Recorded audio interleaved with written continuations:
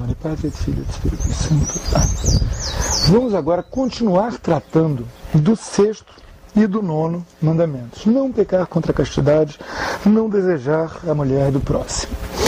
Nós já falamos no vídeo imediatamente anterior sobre o que é o sexo e para que o sexo serve.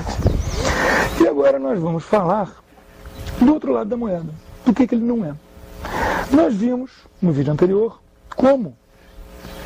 que quando o sexo não procura cumprir as suas funções procriativas, quer dizer, está pelo menos aberto à geração de vida, que é o fim primeiro do sexo, né? Unitiva, unir o casal, o sexo casual que se faz hoje em dia, o sexo maluco, só pela excitação, só pela tentação louca, que acontece hoje em dia, infelizmente, mesmo dentro de casais casados. Vamos agora tratar daquilo que vai mais além. Vamos tratar das outras funções e dos outros perigos que ele oferece.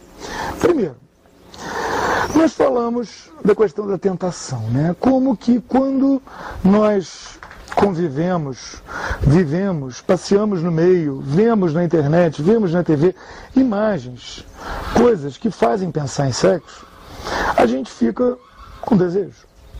Numa sociedade mais ordenada, mais normal, esse desejo aconteceria entre o marido e a mulher, dentro de casa, tudo estaria funcionando. Na nossa sociedade, que procura o prazer do sexo no lugar do sexo, como os romanos, que comiam e vomitavam para depois poder comer mais, para ter só o prazer da comida, sem a nutrição, na nossa sociedade, isso acontece de maneira um pouco mais desordenada, né? A gente tem esses apelos sexuais acontecendo o tempo todo. E por isso a gente deve procurar evitar. Para quê? Para que a gente não fique com desejos além daquilo que podemos saciar como casados, ou pior ainda, o solteiro não pode saciar. E vai acabar apelando para a masturbação. Seja masturbação solitária, seja masturbação usando outra pessoa, mas se fechando as dimensões unitivas, porque não é um casal casado, a dimensão procriativa, porque vai tomar veneno, pílula anticoncepcional, botar barreiras, camisinhas e DIUs e diafragmas, etc. Mas a gente tem que pensar também no outro lado da moeda. Isso vale especialmente para as moças. Qual é o outro lado da moeda?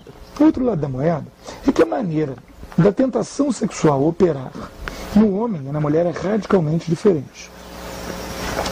A mulher, ela funciona principalmente de uma maneira, digamos, mental.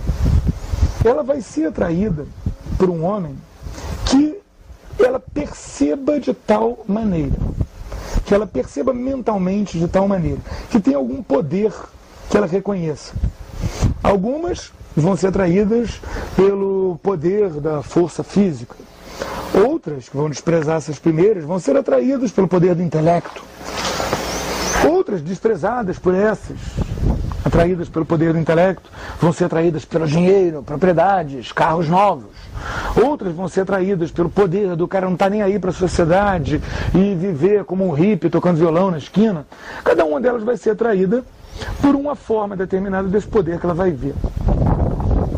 Então, no caso do homem, essa coisa do homem tentar a mulher é um pouco mais complicado de acontecer. Ele dificilmente vai tentar todas as mulheres, mas mesmo assim ele deve tomar cuidado. Por exemplo, o sujeito fortalhão, ele não deve ficar usando uma roupa que as moças que são atraídas por homens fortalhões vão ficar olhando, suspirando. Porque ele vai fazê-los pensarem besteira. Já no caso do homem, o homem é um bicho bobo. Muito mais bobo que a mulher. A mulher não entende como o homem é bobo. Se a mulher entendesse como o homem é bobo, como, aliás, diga-se de passagem, as avós dessa geração atual entendiam, e levavam o homem pelo nariz para onde quisesse. O que acontece? A mulher não percebe, muitas vezes, como opera a tentação sexual no homem. O homem, ele é físico, ele é visual. Ele vê a mulher, ele vê as formas da mulher, ele vê a saúde da mulher, e ele fica atraído sexualmente. É uma coisa muito parecida com quem está com fome e passa na frente de um daqueles cinema de cachorro que tem na porta da padaria rodando frango assado. A gente olha aquilo, a boca fica cheia d'água, a gente perde o sentido dos passos, quase que tropeça e pode até continuar em frente. Mas a vontade que dá é de parar e morder aquilo. A atração sexual do homem opera de uma maneira muito parecida com essa atração do apetite mesmo de comer, do homem e da mulher quando a gente está com fome. Então a mulher deve tomar cuidado para ela não usar roupas muito reveladoras. A questão não é essas coisas idiotas que vem, a mulher tem que sempre usar uma saia, 2 dedos abaixo do joelho. Não. A questão é, essa roupa que ela está usando, ela é uma roupa que faz ela parecer uma posta de carne exposta no açougue, uma picanha que é trazida no espeto pelo garçom, ou é uma roupa que está fazendo ela ser bela? É possível ela ser bela sem ela ser uma coisa sexualmente agressiva. Inclusive, ela vai ser muito mais bela se ela não fosse sexualmente agressiva. Assim, a mulher que se veste de uma maneira que vai atrair a atenção do homem, o olhar sexuado do homem, ela está pecando contra o 6º mandamento. E ela deve ter consciência disso. E ela deve procurar evitar isso. Então, você, mulher, você sabe que com aquela roupa, passou na frente da obra, vai vir fio-fio, aquela roupa não está legal. Por quê? Porque se você conseguisse ver a cabeça do homem que está te vendo ali, você fica com raiva dele, você fica com nojo dele. Porque não é aquilo que você está querendo despertar. Você está querendo despertar admiração pela sua beleza, que é verdadeira. Não ser vista como uma posta de carne, como um prato de comida, visto como um antigo família. Despertar isso não vale a pena. Então, é por isso que a mulher deve procurar se vestir de uma maneira que tenha pudor. Não quer dizer ela se vestir de freira, não quer dizer ela andar com saião até lá, com um véu cobrindo a cabeça e roupas largas e bufantes feitas com tecido de sofá, que nem tem crente por aí. Não quer dizer, muito pelo contrário, ela não cuidar da pele, não cuidar do cabelo, não usar maquiagem, não usar brincos. Não! Tem que usar isso tudo, claro, faz parte de ser mulher. Procurar ser bonita é lindo. Mas bonita é uma coisa, gente, posta de carne é outra. Prato de comida balançado na frente de um mendigo faminto é outra. Ela deve procurar se dar o respeito. Não usar essas roupas demasiadamente reveladoras. Não usar aquela calça que se tiver com a espinha, todo mundo vê que ela está com a espinha. Não é por aí. Porque isso que ela está fazendo é se vendendo barato. E provocando o pecado contra o 6º mandamento. Os rapazes solteiros vão ficar atiçados de um desejo que eles não têm como ordenadamente saciar. Os casados vão ficar com um desejo maior do que o que eles deveriam ter, dirigido ainda por cima uma mulher que não é a mulher deles. Aí entra, né, o não cobiçarás a mulher do próximo. Vocês estarão ajudando a violar a dimensão unitiva do matrimônio, no caso dos homens casados que vejam. E no caso dos solteiros, violar todas. E daí a gente passa para, ainda nessa questão da tentação, as tentações mais desordenadas ainda. O que são as tentações mais desordenadas ainda? São as tentações que não podem ser ordenadas. Por exemplo, uma tentação que pode ser ordenada, o rapazinho vê a mocinha e fica todo animado, poxa, que menina linda, que coisa maravilhosa. Ele casa com ela, está ordenando aquilo. As relações sexuais deles abertas, a dimensão procriativa, a dimensão unitiva, perfeitamente ordenadas, vão ajudar no crescimento espiritual dos dois, vai ser uma coisa linda, vai ser uma coisa maravilhosa. Pode ser ordenada. Mas e a pobre pessoa que, por razões que não vem ao caso mencionar agora, sinta atração por exemplo, pessoas do mesmo sexo? Isso não pode ser ordenado.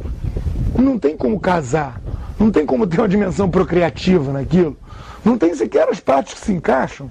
Vai ficar fazendo encaixes, botando o berçário no meio do cocô. Não funciona. Não é por aí. O que essa pessoa deve fazer?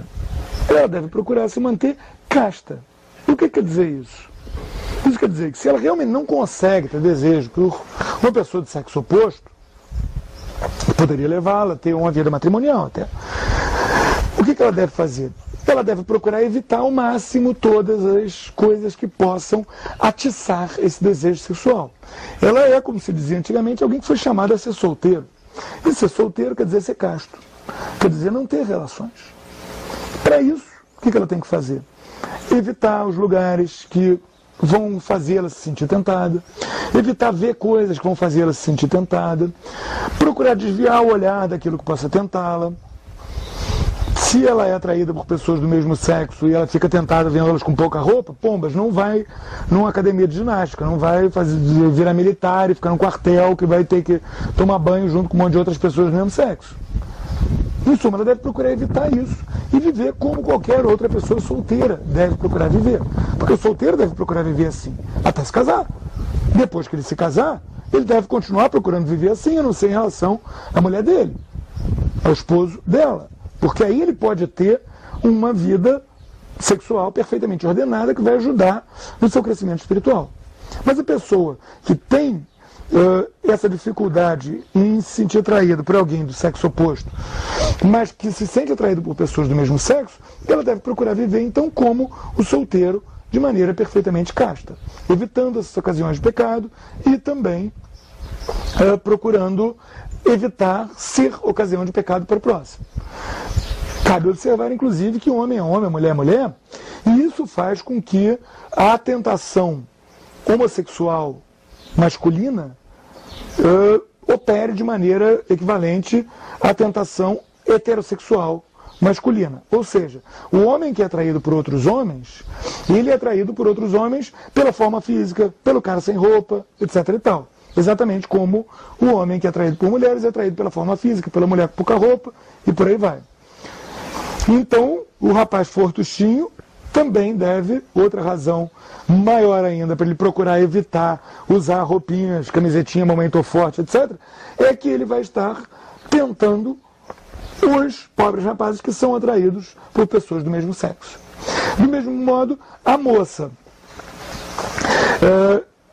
que comece a ficar tendo relações extremamente íntimas com amigas dela, que ela saiba que são atraídas por pessoas do mesmo sexo, deve procurar ter cuidado justamente com essa formação psicológica, com esses efeitos psicológicos que essa relação possa estar tendo na outra, que possam fazer com que a outra vá se sentir atraída sexualmente por ela.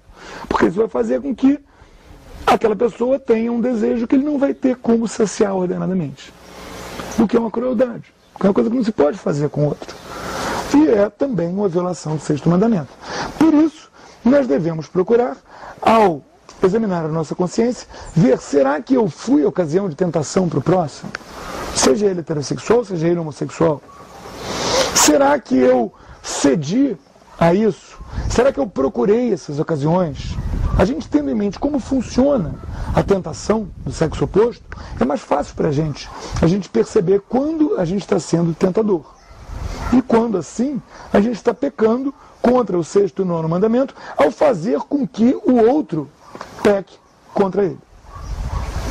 Louvado seja nosso Senhor Jesus Cristo. Em nome do Pai, do Filho e do Espírito Santo. Amém.